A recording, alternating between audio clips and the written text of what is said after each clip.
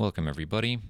Today I have the pleasure of presenting my own project about microarray image denoising leveraging autoencoders and attention-based architectures with synthetic training data. This work has been conducted at the University of Waterloo, specifically at the Vision and Image Processing Lab. Before we jump in, I am going to give you an outline of what we're going to talk about today. First, what are microarrays? Then we're going to talk about how microarrays are actually read. I'm going to cover the problem that we're addressing, which is fundamentally just noise. We will briefly discuss the prior works. I will introduce our synthetic data generation pipeline. We will follow that up by a discussion on metrics and alternative denoising methods. We will introduce a new metric for microarray denoising models and also a new state-of-the-art model for microarray denoising. So what are microarrays? Microarrays are fundamentally just glass slides with DNA probes affixed to them in a very deterministic grid-like pattern. For those of you who are maybe not familiar with biology, every cell in a human body shares the same DNA, but the function of each cell might be vastly different. For example, if you take a Th lymphocyte versus a neuron, a Th lymphocyte is covered by a lot of surface proteins, such as the T cell receptor or CD4. Meanwhile, the neuron is shaped completely differently. The perikaryon grows out dendrites. You've got a myelin sheath around the axon. So clearly the function is vastly different, although the DNA is the same. How does that happen? Well, the information in DNA is in fact read out by a class of proteins called RNA polymerases. In a very large simplification, we can essentially treat every DNA segment that is transcribed into an mRNA or RNA molecule as a single gene.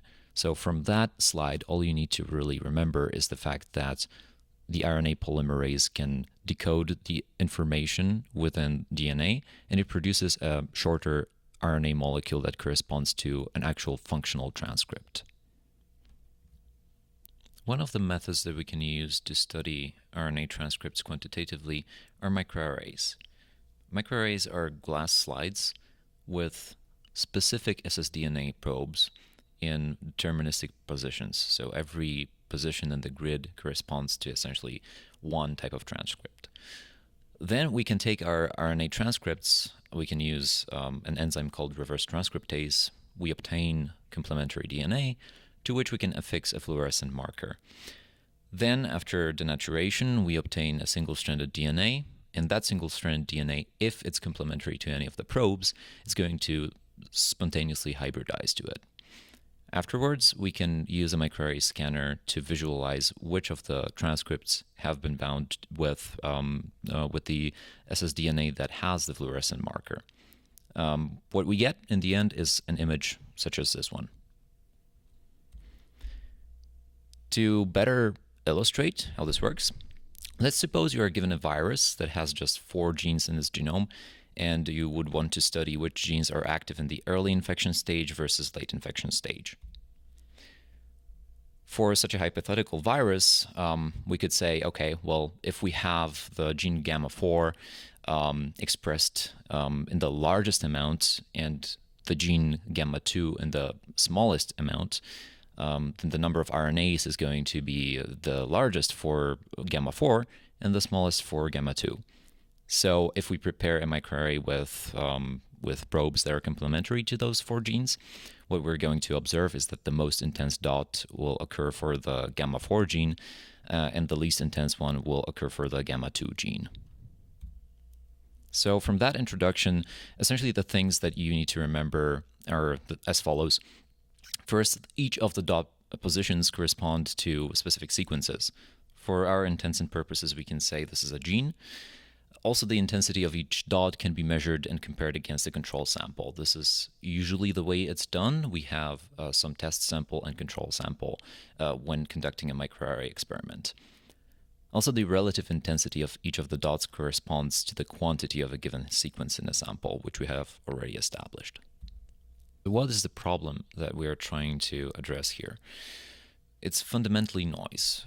There are dust particles, some dirt that can get onto the glass slide during preparation. There's also some noise that always comes from the scanning process, because scanning is a measurement and cannot be assumed to have zero noise.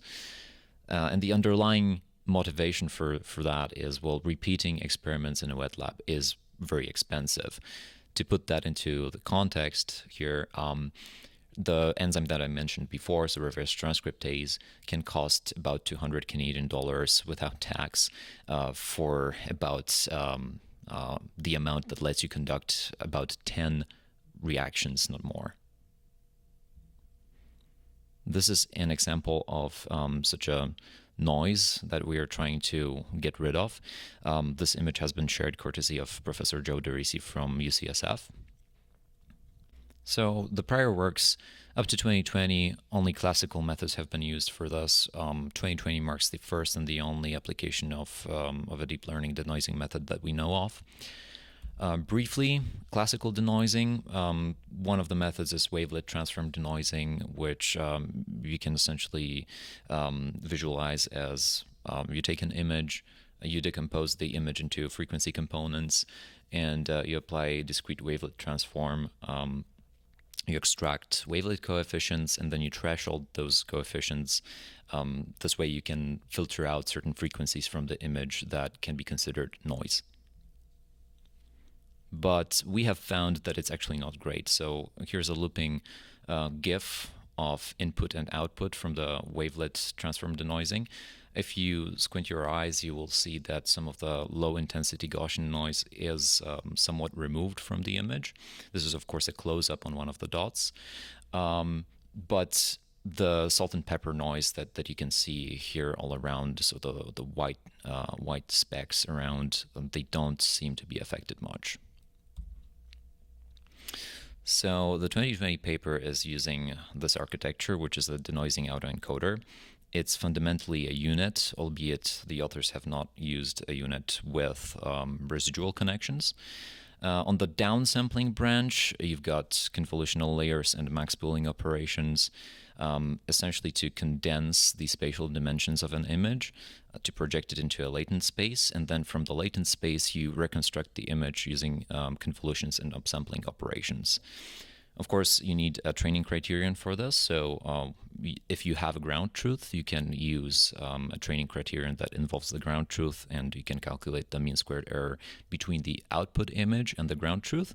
If you don't have the ground truth, you might essentially just use the original image to calculate your loss and the output image, but feeding the image into the model, you should be adding like extra noise on top of the input image. So I-eta is the image with extra synthetic noise added on top of it.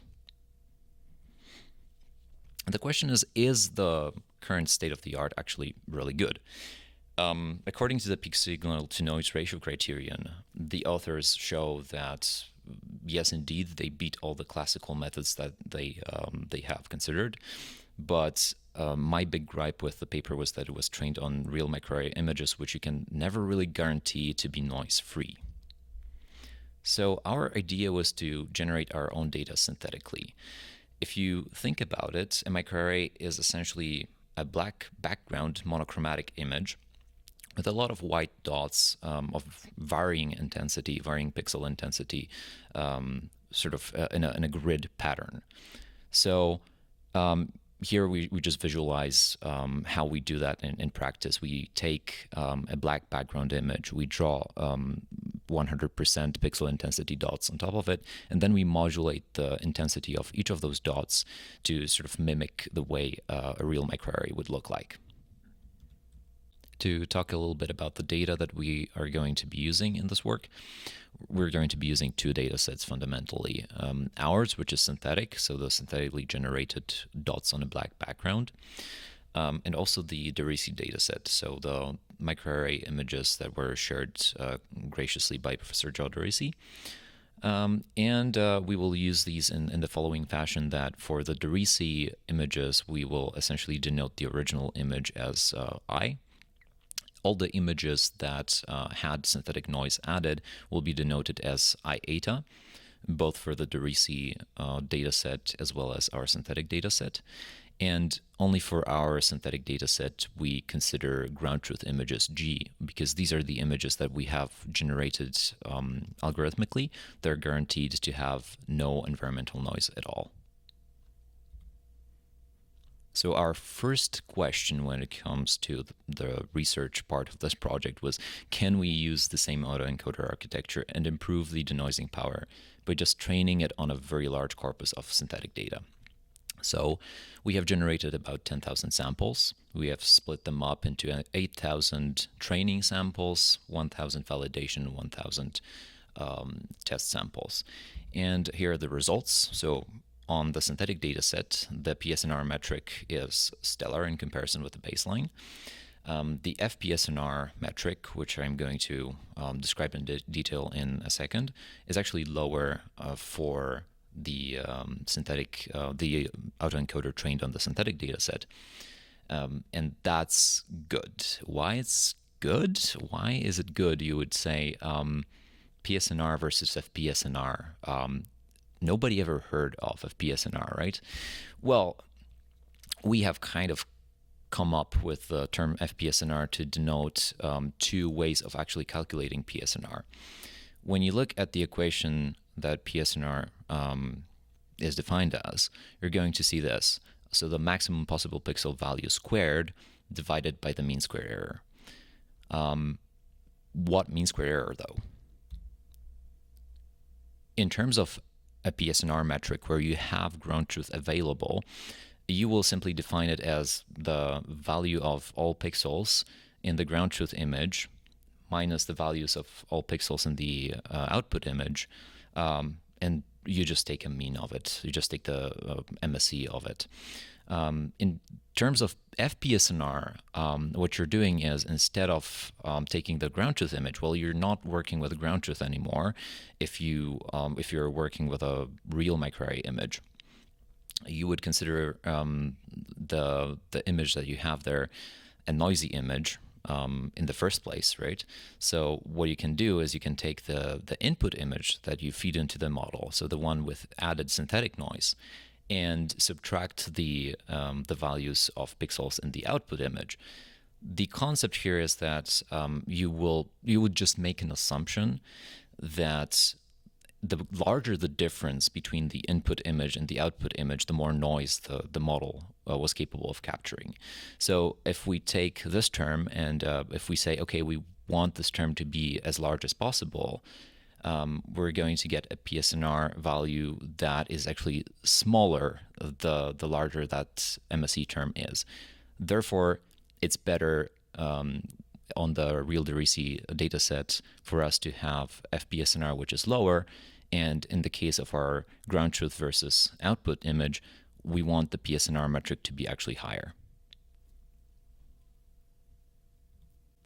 So, was our job done? Well, kind of. We got results, but we kept asking questions. Is autoencoder the optimal architecture for denoising microarray images? We're not sure of that because we haven't tested it yet. Is PSNR or FPSNR actually a metric that is trustworthy in the context of microarray image denoising? Well, there's a specific semantic meaning behind each position in the grid. PSNR and FPSNR are not metrics that actually capture this. Is it also possible that the denoising model removes relevant information? To us, it was a plausibility. First, we looked at better denoising architectures. And of all those that we could train on the compute that was available to us was a 2021 state-of-the-art general image denoising architecture called Restormer. And this architecture is fundamentally very similar to the Vision Transformer, with two specific optimizations here that make it way more efficient for the denoising task at training. So the authors add these two modules, the multi-depthwise convolution head transposed attention and the gated depthwise convolution feed-forward network. I'm not going to go into the details of what these modules specifically do. You can essentially look at the paper if you're interested. fundamentally, it makes the denoising task much easier for a transformer-based architecture to handle on limited compute. So the results that we got from Restormer were so good we could not really believe our eyes. So to the left, you can see the input at inference stage that we used. This is essentially the sort of salt and pepper Gaussian noise and the blob noise that we've added to simulate those dust particles. So those circular spots are considered a way of emulating the dust particles. Then two, so the panel in the middle, that's the Restormer output, and the third panel is the ground truth. So if you look closely, a lot of the spots are actually very, very similar between those two images. And like if you look especially at those high intensity ones, it looks stellar. Also, the quantitative results were great. So PSNR on the synthetic data set was, of course, blew out of the water the baseline and also the autoencoder trained on the synthetic data. FPSNR was only slightly worse than that of the autoencoder trained on synthetic data. But then we decided to take a closer look at the output from the Restormer. And if you look first at the panel C, which is the ground truth, you're going to see that in that red box here, there is almost no pixel intensity present. There's almost no dots present, right? If you look at the panel B, this is our best performing model, according to the quantitative metrics.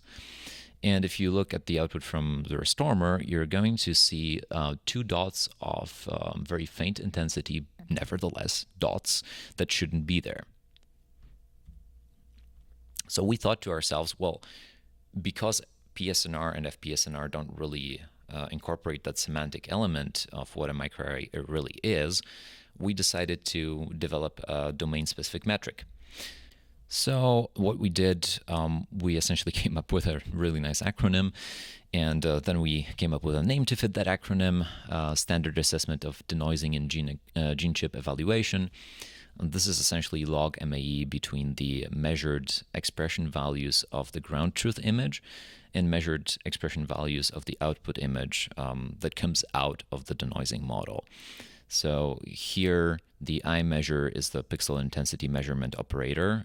We tried different ways of measuring pixel intensities within the grid regions where the dots are present.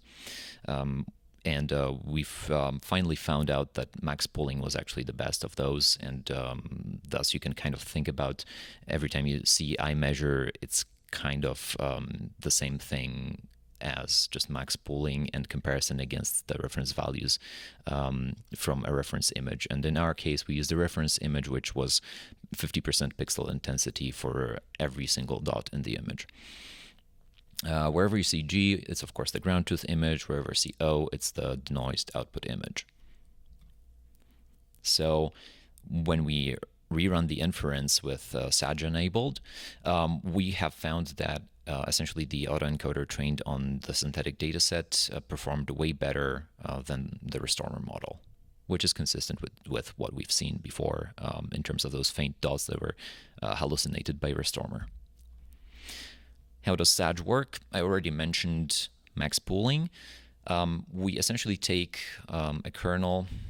In our case, it's a 10 by 10 kernel because we're working with 820 by 820 microarray images, and the grid setup is 82 by 82. So we take a 10 by 10 kernel and we slide it 10 steps to the right every single time that we want to read out a dot. And we just take the maximum pixel value within that window. That's essentially the max pooling operation. Now that we are capable of measuring the intensities of dots in the synthetic microarrays, the question is, can we use them to further condition the training? So we came up with another fancy acronym, element-wise attention-like transform for microarray enhancement. And we plugged it into our autoencoder model in a specific way. We essentially used element-wise multiplication between the feature maps that come out of the penultimate layer of the autoencoder and a specific attention map, or quasi-attention map, shall I say, that comes out of the eatme module, which I'm going to talk about in a bit. The input to the eatme module is essentially just the ground truth expression values, and they're measured in such a way where we take both the ground truth image and the reference image. We apply the max pooling operator on top of these using the k by k sized window, and we use the stride k as well. We obtain the intensities for both, and we just multiply the not multiply, but sorry, we just divide these two, and we obtain a vector of expression values that is then fed to the eatme module. And the eatme module is essentially working like this. So first we reshape the vector to the grid shape. So in our case, that would be the 82 by 82, because we had 82 by 82 dots in our microarrays. And then we resize that grid to the original shape of the feature maps that are coming out of the penultimate layer in the unit. So in our case, it's the same dimensionality as the output image, so 820 by 820. Once we get those upsampled expression values for each of the positions in the image, we just use element-wise multiplication with a weight parameter. This is a trainable weight parameter, so it gets updated during backpropagation. And we multiply all that via the feature maps from the penultimate layer. We also apply a sigmoid here to clamp the values in the range between 0 and 1. So finally, the output image is those quasi-attention scores multiplied element-wise as well by the feature maps, and we push that all through the output layer, which is the final convolution block. So from 32 feature maps weighted by these quasi-attention scores, we get one image. So again, the feature maps are coming out from here. eatme comes over here, and we apply element-wise multiplication. We push that through the final layer, and we get the output image. To better visualize how this works, I have prepared a short animation. So those reshaped values are going to be upsampled. That is going to be then multiplied by the weighting factor, which we just initialize as Gaussians. And after the multiplication is done, that still has a spatial interpretation. So these are quasi-attention scores, if you will, almost, because we still need to multiply them by the actual feature maps and apply the sigmoid. So here we're doing that. Then it turns red. These are quasi-attention scores. And then we multiply by the feature maps again. And once we push that through the output layer, we get our output image. We also add to the training criterion something that we call dot expression loss, which is essentially just mean squared error between the ground truth expression values, so e.g., and the output expression values. So we also try to measure the expression values from the output image, and we take the mean squared error between these and the ground truth values to make sure that the model is actually paying attention to the consistency between the two. So for the last time, some results. Our test stage PSNR on the synthetic dataset, well, Restormer is, as expected, performing the best. We are runners up in terms of PSNR with our best performing model here. Our test stage SAG is actually the best for this model, so the autoencoder that has been trained on synthetic data with the eatme module and the del loss enabled. We have also tried other setups where we added residual connections to the UNet architecture, and because we have noticed that the performance slightly degrades versus the autoencoder without the residuals, we didn't pursue it further. We also tried training the autoencoder on synthetic data, which were distributed according to the normal distribution, and then tested them on the chi-squared distribution test set. Of course, as expected, because there's a distribution shift, we observed a high degradation of performance in terms of SAG. But in terms of FPSNR, surprisingly, the autoencoder that was trained on the normally distributed data was performing the best. To me, this is fundamentally a signal that we should not trust in metrics such as FPSNR or PSNR in the context of this problem. So to summarize, we have addressed the problem of denoising microarray images. We proposed the synthetic data generation pipeline for microarray image datasets. We also introduced a new domain-specific metric for assessing the power of denoising models, which we dubbed SAG. We introduced a new state-of-the-art microarray image denoising model, which we trained on the synthetic dataset. And we leveraged also the autoencoder architecture, but we added two elements that improved the situation. So the eatme module and the additional loss term, the del term, that penalized the training for inaccurate expression readouts. So these are the references to the works that are primarily used in that project. Thank you so much for listening. And if you have any questions, please jump into the comment section and let me know. I'd be happy to chat. If you also want to collaborate or something, please let me know.